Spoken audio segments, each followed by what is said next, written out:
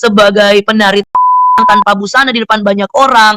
Terus saya diajarkan, saya dijual oleh pacar saya yang sudah menjadi suami saya sekarang. Saya dijual di Kota Batam, saya dijual di Pulau Bali. Pulau Bali ada beberapa kali. Saya lebih jauh lagi, lebih dalam lagi, bahkan lebih hancur dan lebih rusak lagi. Tuhan Allahmu, Allah Abraham, Allah Israel, Allah Yakub. Dan dari situ, akulah Yesus Kristus. Saya di situ belum percaya. Saya di situ belum kayak sepenuhnya percaya.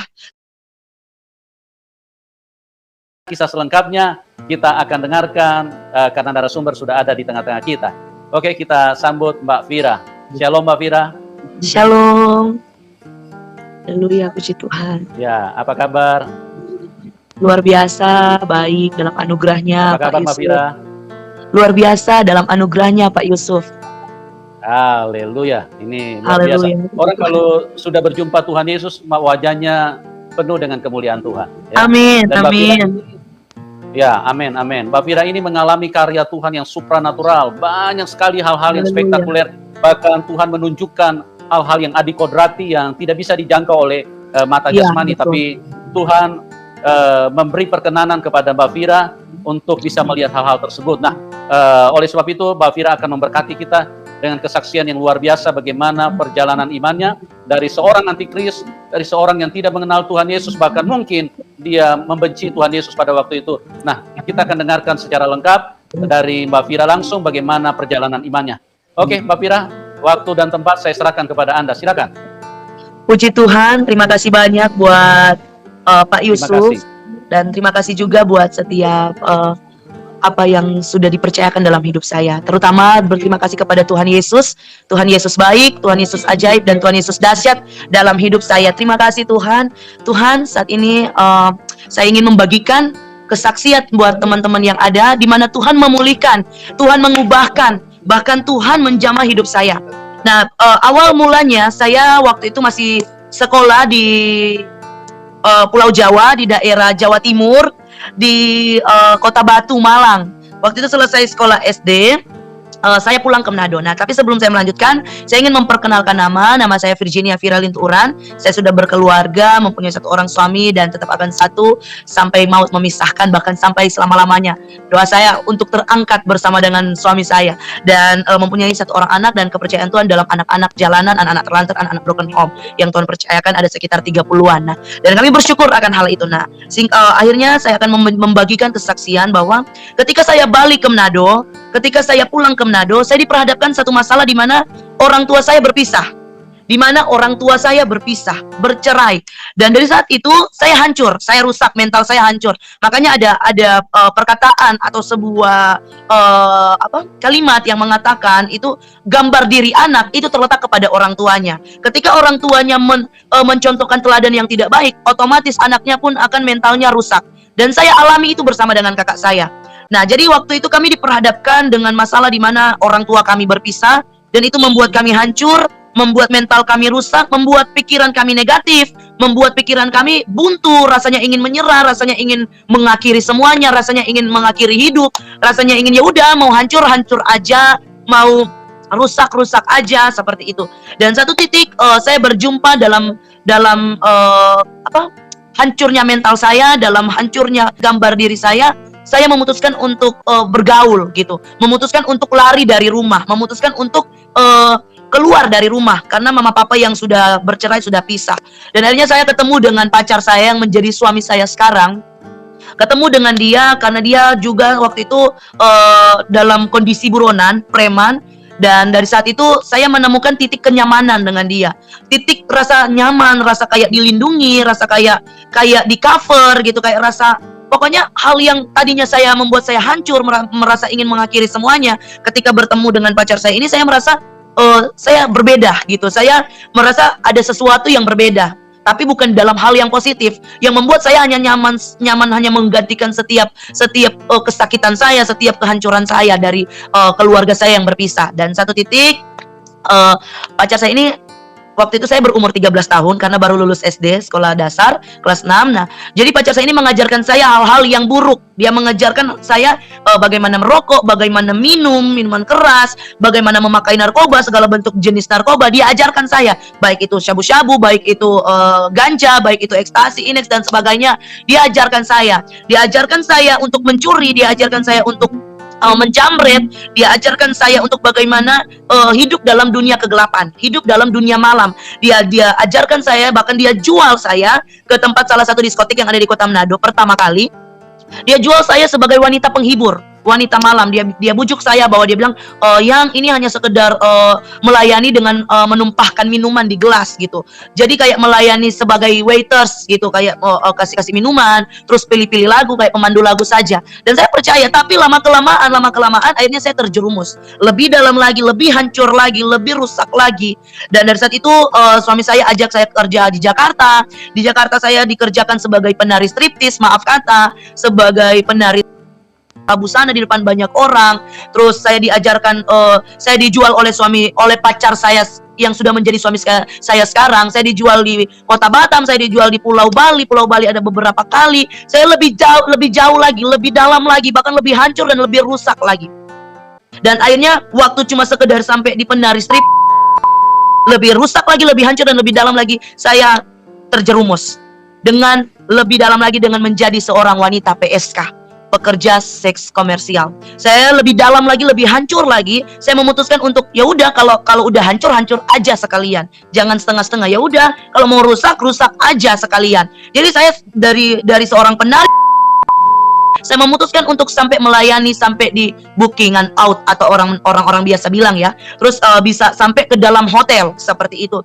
Nah, waktu itu saya merasa bangga. Saya merasa, banyak duit, saya merasa banyak uangnya. Sehari bisa sampai 5-10 juta saya bisa dapatkan. Itu saya merasa, wow, bangga. Pengen kasih lihat ke teman-teman, kasih lihat ke orang-orang, saya banyak duit. Seperti itu. Tapi ternyata itu salah. Dan akhirnya satu titik di mana saya mulai capek. Waktu itu saya dipekerjakan suami, dipekerjakan pacar itu dari saya umur 13 jalan 14 tahun. Itu tahun 2010 akhir, 2011, 2012, dan 2013. Itu non-stop, tidak berhenti, non-stop jual diri, non-stop jadi PSK. Jadi itu selalu setiap tahunnya begitu, tidak ada jangka-jangka berhenti, tidak ada jangka-jangka istirahat, tapi terus dan terus jual diri, terus dan terus jual diri. Seperti itu. Sekali lagi saya mau bilang, saya tidak bangga ya dengan latar belakang saya, tapi saya bangga Yesus mengubahkan hidup saya. Saya bangga Yesus memulihkan hidup saya. Saya bangga Yesus membawa saya dari gelap ke terangnya yang ajaib. Dan saya lanjut cerita, Bapak Ibu Saudara, tiba-tiba satu titik di mana tahun 2013 itu pacar memutuskan untuk menikah. Nah, waktu menikah kami punya dua alasan. Yang pertama, dia seorang buronan, preman nomor 1 di Kota Manado, di Sulawesi Utara, dan perintah tembak mati di tempat. Dan akhirnya itu alasan yang pertama. Alasan yang kedua, karena mama tidak setuju. Nah, pihak dari orang tua yang tidak setuju itu karena satu, dia Kristen, dan kedua, dia itu preman. Nah, saya latar belakang dari seorang muslim, latar belakang yang tidak mengenal nama Yesus, latar belakang yang tidak tahu apa itu Kristen, latar belakang yang tidak tahu siapa itu Yesus. Saya dari Bugis, Pangkajene Sidrap, atau di Sulawesi Selatan saya berasal. Dan satu keluarga saya itu tidak ada yang Kristen.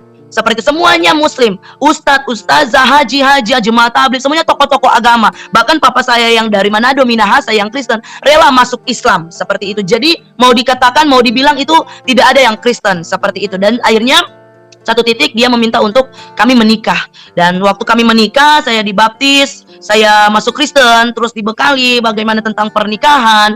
Dan akhirnya tahun 2013, tanggal 1 Desember, kami sah menjadi suami istri. Dan dari saat itu saya pernah ada di satu titik di mana saya capek. Satu titik di mana saya lelah. Satu titik di mana saya ingin menyerah. Sampai saya bilang begini, kamu menyerahkan diri saja. Nanti saya jenguk-jenguk kamu di penjara gitu kan. Terus dia bilang gini, yang sekali ini aja kamu berjuang, kamu nggak sayang sama aku? Saya ini mau ditembak loh, ditembak mati gitu. Jadi dari saat itu saya bilang, ya udah, kita satu kali berjuang lagi ke Pulau Bali, di Kuta, dijual diri lagi seperti itu. Dan akhirnya sebelum kami berangkat ke Bali, saya pernah ngomong gini dalam hati saya, Tuhan, saya capek loh, Tuhan, saya capek loh, saya sudah nggak sanggup lagi harus jual diri, harus layani om-om, harus, pokoknya saya capek Tuhan. Saya bilang saya ingin menyerah Tuhan, saya sudah lelah. Tetapi di situ timbul pertanyaan di pikiran saya, di benak saya bahwa Tuhan yang mana yang kamu lagi ajak ngomong? Tuhan yang mana yang kamu lagi ajak bicara? Tetapi yang saya pegang itu suara hati saya. Itu keluhan saya, itu rintihan saya, itu derita saya. Dan akhirnya satu titik kami berangkat ke Bali. Dan di Pulau Bali kami mencoba untuk masuk di tempat kerja yang lama-lama aku gitu. Nah, waktu aku melamar kembali di tempat kerja lama aku, ada beberapa diskotik terkenal di Pulau Bali, tempat terus pokoknya lengkap di situ, pemandu lagu, LC atau bisa disebut ladies seperti itu. Nah, waktu kami mencoba untuk masuk di situ kembali, saya nggak diterima. Bahkan ada beberapa tempat, ada sekitar 5-6-7 tempat itu nggak diterima. Dan ini membuat saya yakin bahwa udah deh, saya udah nggak, istilahnya udah nggak laku gitu. Udah, saya bilang udah nggak mau lagi. Nah, terus suami bilang 1 kali lagi di tempat ini. Kalau udah nggak bisa di tempat ini, ya udah aku yang berjuang. Dan waktu kami ke tempat itu ternyata keterima. Tapi syaratnya adalah setiap kamu kena bookingan, kamu di booking oleh om-om, oleh tamu, maaf kata, kamu harus mengonsumsi seperti itu. Dan setiap malamnya saya mengonsumsi. Tempat ini terkenal di Pulau Bali. Nah, waktu saya terus mengonsumsi, saya kena overdosis. Saya hampir mati. Waktu itu udah mengalami sesak, udah mengalami nafas pendek, rasanya ingin mati. Dan suami saya membawa saya ke rumah sakit. Saya nggak berpikir bahwa itu ternyata teguran Tuhan. Saya nggak pernah berpikir bahwa itu Tuhan tegur saya supaya saya bertobat. Dan saya kan, kenapa saya nggak berpikir seperti itu? Karena saya belum mengalami. Nah, satu titik, akhirnya suami saya yang lebih dulu dipulihkan. Dia sementara bermain judi, sementara minuman keras, dan tiba-tiba dia kena serangan jantung. Waktu itu jam 3 pagi, kami pergi ke rumah sakit, dan akhirnya dites semua, ronsen. Akhirnya dia mendapatkan komplikasi, pembengkakan jantung, kolesterol, dan darah tinggi. Nah, di situ dia dengar suara Tuhan audible. Cari aku, maka kamu akan hidup. Nah, ini seorang preman, bahkan saya, itu preman nggak pernah masuk gereja. Bahkan waktu saya baca Alkitab pernikahan, dia marah. Jadi di mana dia bisa tahu itu suara Tuhan? Di mana dia bisa tahu itu firman Tuhan gitu. Dan akhirnya dia bilang, "Fir, aku mau cari Tuhan." Nah, aku bingung. Kamu waktu seumur umur kamu sama aku, hidup sama aku dari kumpul kebo sampai menikah, kamu nggak pernah masuk gereja. Hanya sekali saat pemberkatan nikah. Dan jadi aku bingung, kamu mau cari gereja, mau cari Tuhan. Dan akhirnya kami putuskan keluar cari Tuhan dan didoakan di gereja itu, doa pelepasan, doa pemulihan, dan akhirnya kami bertumbuh bersama dalam Tuhan. Tetapi saya belum bertobat. Sudah melihat Yesus, sudah masuk Kristen, sudah dibaptis, tetapi Kristen tanpa pertobatan. Kristen tanpa perjumpaan pribadi dengan Tuhan. Sudah masuk Kristen, sudah dibaptis, tetapi tidak mengalami perjumpaan dengan Tuhan. Artinya Kristen KTP, hanya sekedar beragama tetapi tidak bertuhan. Dan dari saat itu selesai kami dituntun, dididik, terus tiba-tiba waktu jam 3 pagi saat teduh, suami baca firman, tidak ada yang tersembunyi bagi Tuhan. Semua terbuka dan telanjang. Dan dia jujur dengan keadaannya yang dia buat kelakuan tanpa sepengetahuan aku. Dia main selingkuh, dia main belakang dengan sahabat aku, dengan teman-teman, bahkan suka pakai perempuan di luar sana. Nah, aku nggak terima. Aku nggak terima, sampai 7 kali aku minta cerai ke dia. Saya bilang, kamu masih muda, saya masih muda gitu. Tapi dia bilang, Fir, apa yang dipersatukan Tuhan tidak bisa diceraikan oleh manusia. Fir, Tuhan membenci perceraian. Aku nggak mau tahu, pokoknya kita mau pisah dan pisah. Tetapi Tuhan itu ajaib, Tuhan itu dahsyat. Dia membenci sebuah perceraian. Dia tidak mau apa yang dia persatukan itu diceraikan. Dan akhirnya pemulihan terjadi. Ini perjumpaan saya pribadi dengan Tuhan.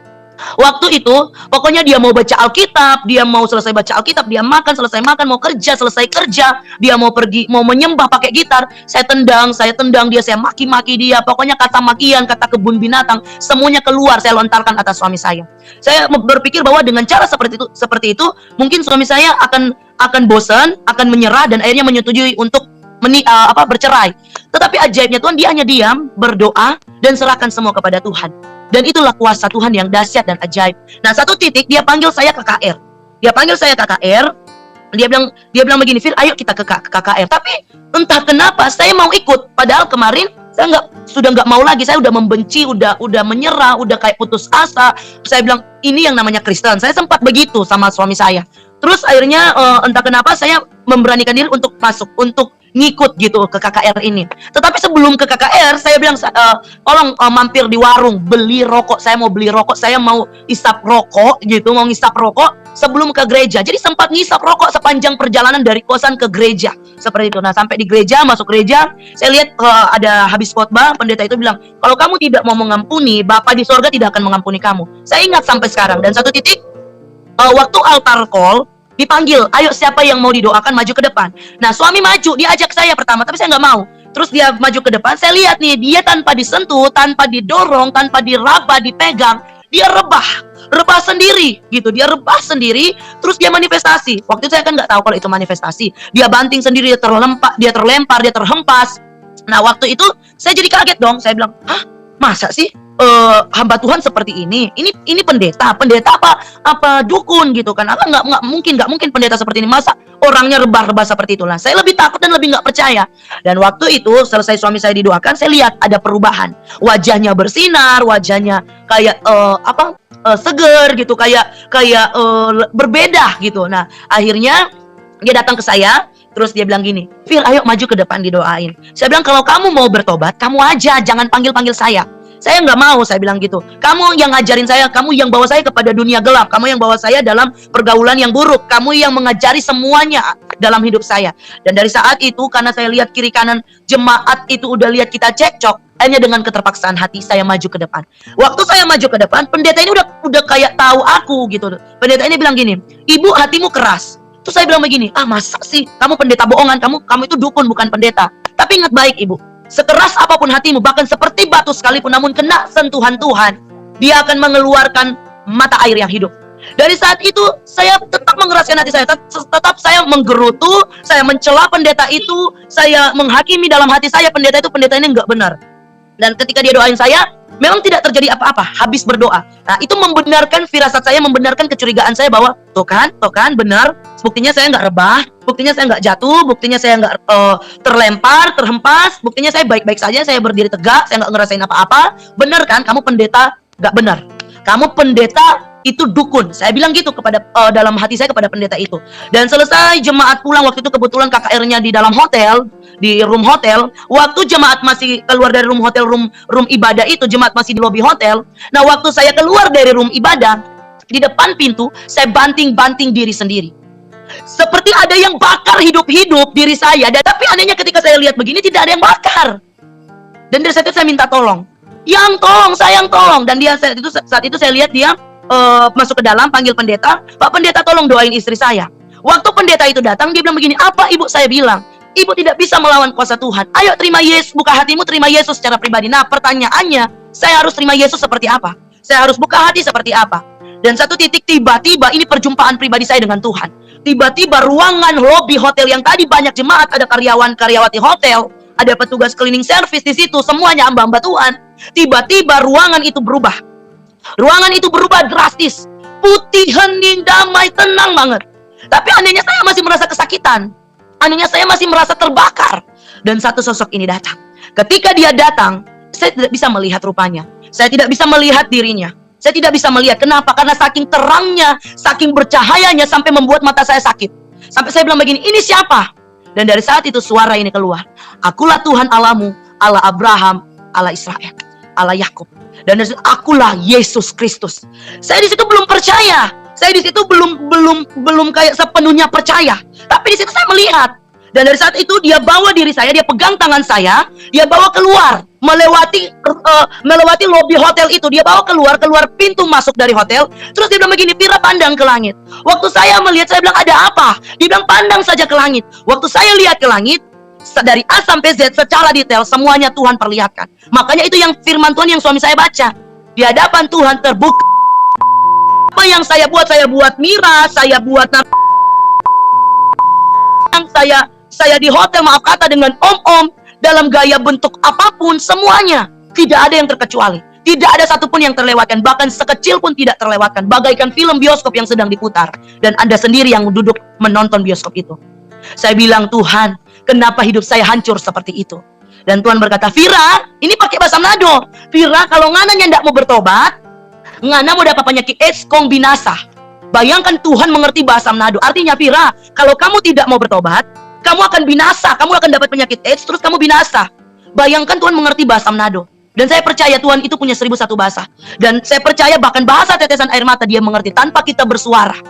Itulah Tuhan yang dahsyat dan ajaib. Dan saat itu saya bilang, Tuhan, kalau masih ada kesempatan, saya mau terima Engkau sebagai Tuhan dan Juru Selamat. Kalau masih ada kesempatan, saya mau bertobat, mau jadi saksinya Tuhan.